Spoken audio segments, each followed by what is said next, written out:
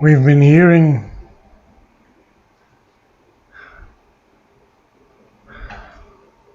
about death, about guesswork, about passages and phases whose farther end is hidden from our sight. And things may be a chance happening or a fortuitous fate. One sentence: a chance happening or a fortuitous fate, a lucky fate, almost an accidental fate.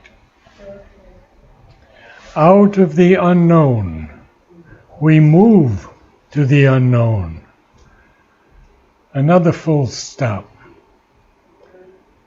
So we see that we are now living in the unknown because what do we know? What do we know about this earth? What do we know about the people of this earth? What do we know what's going to happen tomorrow or next week or next month? Out of the unknown, we move to the unknown. And then he's going to tell us, ever surround our brief existence here gray shadows of unanswered questionings. And that's what we have. We have gray shadows. We don't see the light, capital L. We don't see the truth, capital T. And then he has a semicolon there. And he says, the dark inconscience, signless mysteries. Now, I have read to you some things previously of the inconscient, so we'll do something a little different tonight. From the essays in philosophy and yoga. The body, we have said, is a creation of the inconscience. The body, we have said, is a creation of the inconscient, and itself inconscient, or at least subconscient in parts of itself, and much of its hidden action. But what we call the inconscient is an appearance, a dwelling place, an instrument of a secret consciousness, or a superconscient which has created the miracle we call the universe. And briefly from the Life Divine. The inconscient is asleep, or a prison. The conscient, a round of strivings without ultimate issue, or the wanderings of a dream. We must wake into the superconscious, where all darkness of night and half-lights cease in the self-luminous bliss of the eternal. And in one of his letters on Savitri to Amal Kiran, he writes, men have not learnt yet to recognize the inconscient on which the whole material world they see is built. Extraordinary statement, huh? The whole material world, our material world, is built on the inconscient, or the ignorance, of which their whole nature, including their knowledge, is built. They think that these words are only abstract metaphysical jargon flung about by philosophers in their clouds, or labored out in long and wearisome books like the Life Divine. His humor is so special, huh? It's of course very British, isn't it? But it hits a point in us. So long and wearisome books like the Life Divine. Okay, we'll continue on now. There's still so much more that we could read. So what happens now? We see that the dark, inconscious, signless mysteries. Now, the dark inconscient does have these signless mysteries. And we see that they stand up unsolved behind fate's starting line. If fate is the starting line,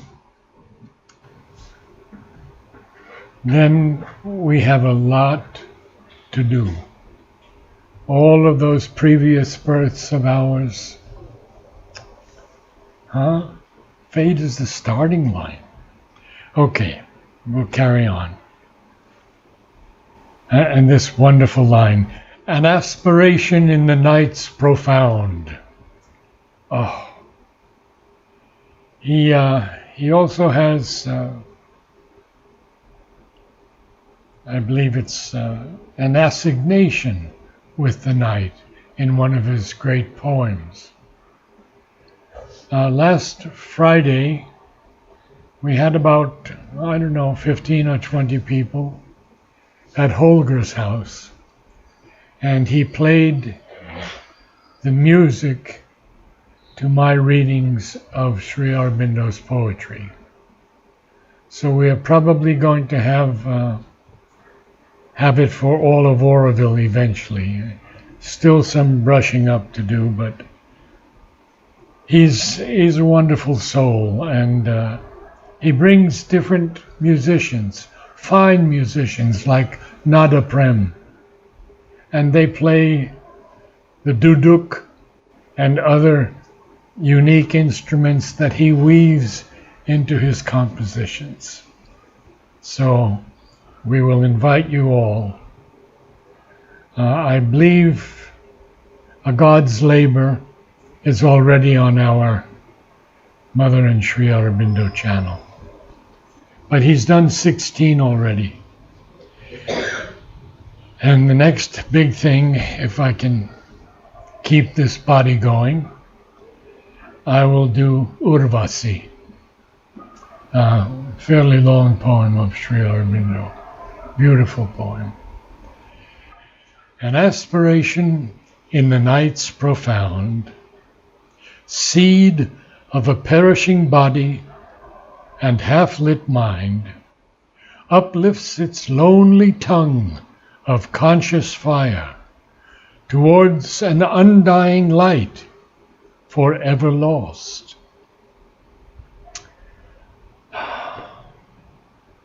Perishing body, no question. Half-lit mind, no question. But uplifts its lonely tongue of conscious fire. That is the Agni. That is in us as a spark or a small flame on a pedestal or stone, and it grows with the psychic being.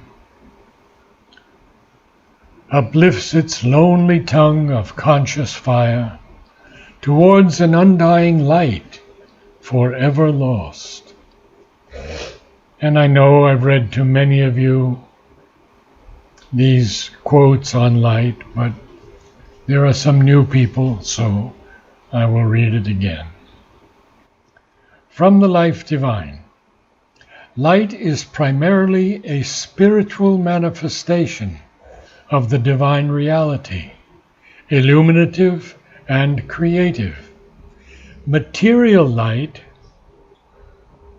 is a subsequent representation or conversion of it into matter for the purposes of the material energy.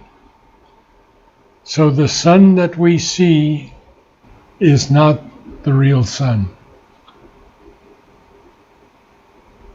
It's a reflection of the sun far beyond our consciousness. And that's what lights this sun. So when the scientists say that this sun is going to burn up in so many hundreds of years, it's all nonsense. Don't listen to it. Now, one of my favorite quotes. Our sense, by its incapacity, has invented darkness. In truth, there is nothing but light, only it is a power of light either above or below our poor human vision's limited range.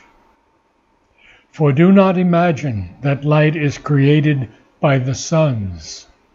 The suns are only physical concentrations of light, but the splendor they concentrate for us is self-born and everywhere. God is everywhere, and wherever God is, there is light.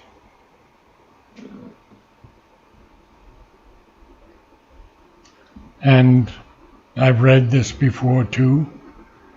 The mother to my friend Dimitri von Morenschild. The light is everywhere. The force is everywhere. And the world is so small. Only it hears, sole echo of its call, the dim reply in man's unknowing heart, and meets, not understanding why it came, or for what reason is the suffering here, God's sanction to the paradox of life, and the riddle of the immortal's birth in time. So we have to go a little slowly through this. We do reply dimly in our unknowing hearts, and we meet God's sanction to the paradox of life. We don't understand why it came.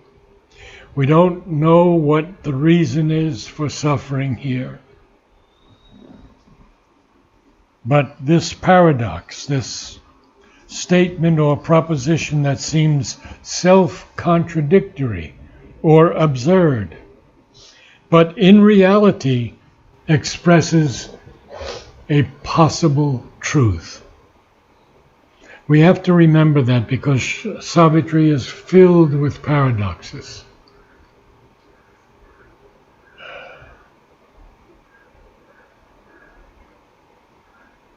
And the riddle of the immortal's birth in time. This is the answer that is given in all ages to all people. It may be the 10 avatars of the Indian legend. It may be just the ones that we remember most: Rama, Christ, Krishna, Sri Aurobindo Mother.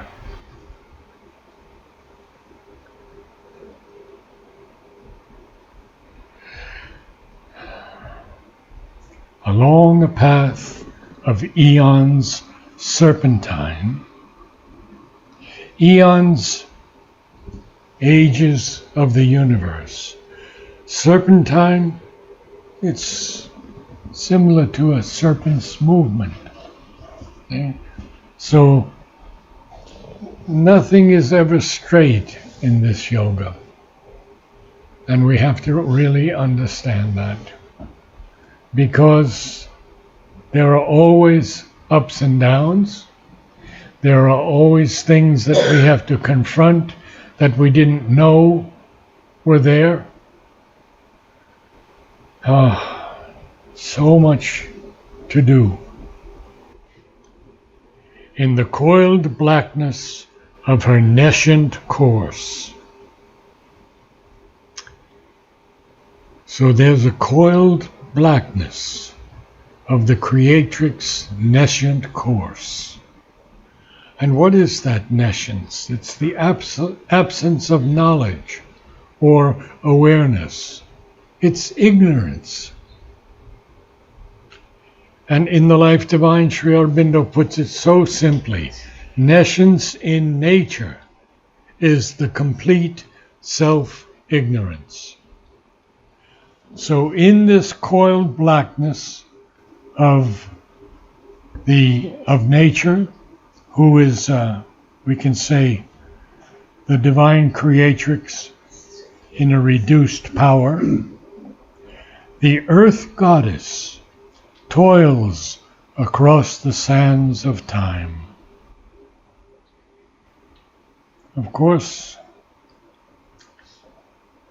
Sri Aurobindo tells us in the Life Divine, the faith in the divine Shakti must be always at the back of our strength, and when she becomes manifest, it must be or grow implicit and complete. There is nothing that is impossible to her, who is the conscious power and universal goddess, all creative from eternity and armed with the Spirit's omnipotence. So now we're going to hear a little bit about the Earth Goddess, who is toiling. Toiling is not so easy to do. She's not just walking or trotting or stepping across the sands of time. She's toiling across them. And a being is in her, whom she hopes to know. A word speaks to her heart she cannot hear. A fate compels whose form she cannot see. Look how he structures these three lines. First he begins with A. So we have a being, then we have a word, and finally we have a fate. So a being is in her, who is the Purusha. A word speaks to her heart, she cannot hear. A fate compels, very strong, whose form she cannot see. And therefore we see that nature is experimenting constantly. They say that, and you folks who are Indian will know much better, that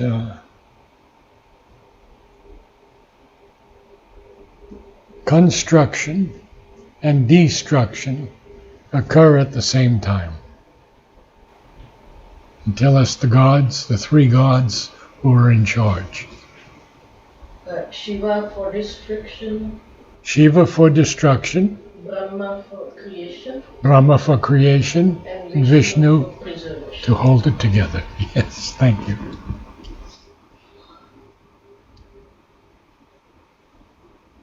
In her unconscious orbit through the void, we have to know a little bit about what the void is, because it's not what we think it is. Sri Aurobindo tells us many things about the void, and I'll just read a couple of short ones from his letters on yoga. The void is the condition of the self, free, wide, and silent. It seems void to the mind, but in reality, it is simply a state of pure existence and consciousness, Sat and Chit with Shanti. Interesting. Ananda doesn't come in here yet, huh? By void is meant emptiness, clear of all contents, except existence, pure and simple. Without that, one cannot realize the silent Brahman.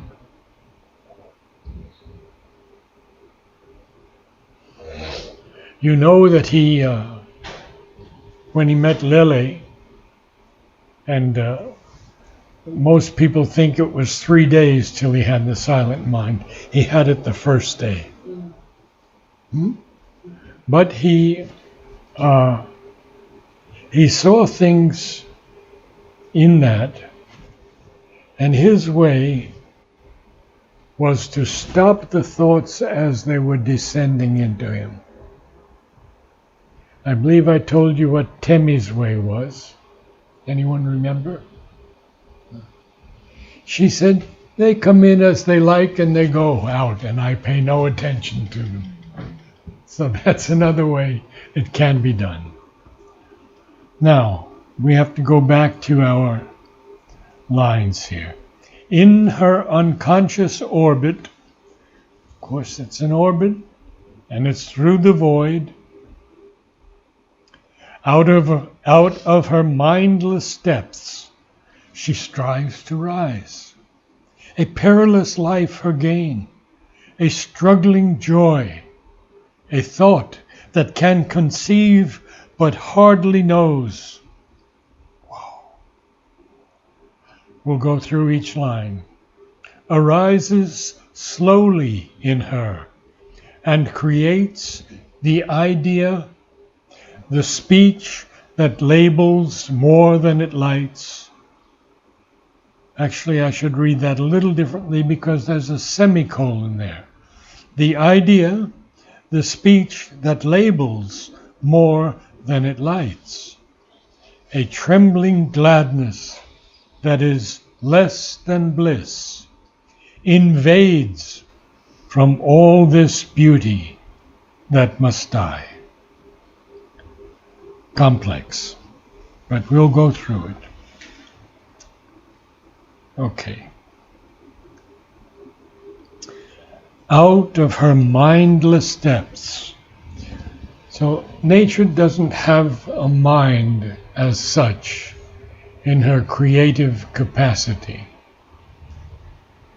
She's playing a game. She's experimenting. Get rid of this because it's useless. Try this. And when Mother met nature, anybody remember what happened? She agreed to collaborate. Nature agreed to collaborate with Mother. This is why, flower lover, we are seeing more and more beautiful flowers now than we have ever seen before.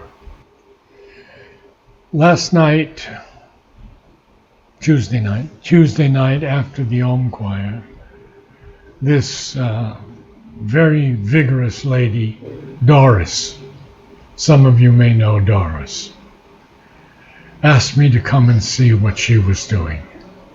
And it was extraordinary. She has turned unity around. Flowers everywhere, beauty everywhere. She gave me a leaf of something and she said, this one is called 4 Spices. I couldn't stop inhaling it. And Kartik told her it wouldn't grow here. She has so many plants that they say will not grow here. They're growing for her. We call that a green thumb in America. Maybe you may have the same name here. But yeah. Out of her mindless depths she strives to rise. A perilous life her gain. Why is it a perilous life? Because it's a dangerous life. You know, I just saw a movie about this young man who was with a team attempting to go to the Olympics. And he's on his motorcycle and he crashes and he shatters his leg. And they have to put a metal rod in his leg. And his teacher and his doctor said, "You'll be grateful if you can walk again." And he started exercising, and in the end, he won the medal on the rings. When I mentioned this, Leonid, who often comes here, Ukrainian boy, said, "Yes, I've seen the movie and I've read the book, and the book is much better," which I would believe. What's the name of it? I don't remember, but I can get it for you. A perilous life her gain, a struggling joy. Because Ananda is not yet established here. Sri Aurobindo says it is the reason for creation. Bliss is the reason for creation.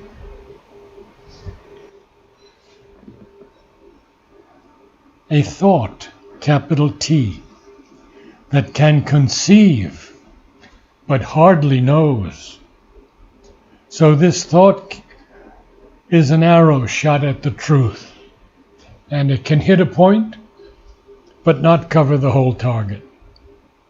And then Sri Aurobindo, with his humor again, says, but the archer is too well satisfied with his success to ask anything further.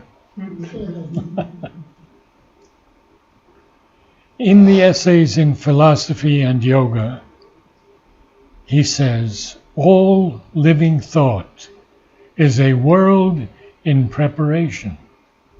All real act is a thought manifested.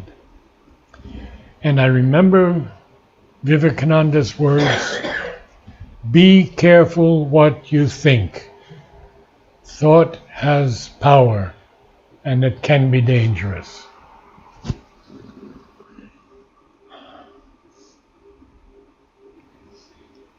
Again, in the same essays, thought is not essential to existence, nor its cause, but it is an instrument for becoming.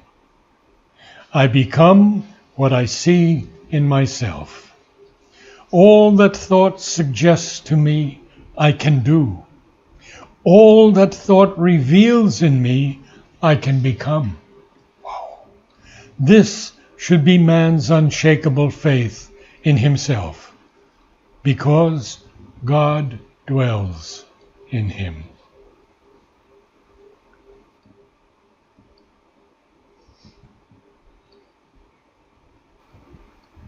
So we have the idea that arises in her, but the idea here is lowercase, not capitalized. It's not the real idea. It's not the supramental. It's just the idea that arises in thought, creating a speech that labels more than it lights. How beautiful. A trembling gladness that is less than bliss invades from all this beauty that must die. And I think we'll end there because that's about my time. To invade here, to invade is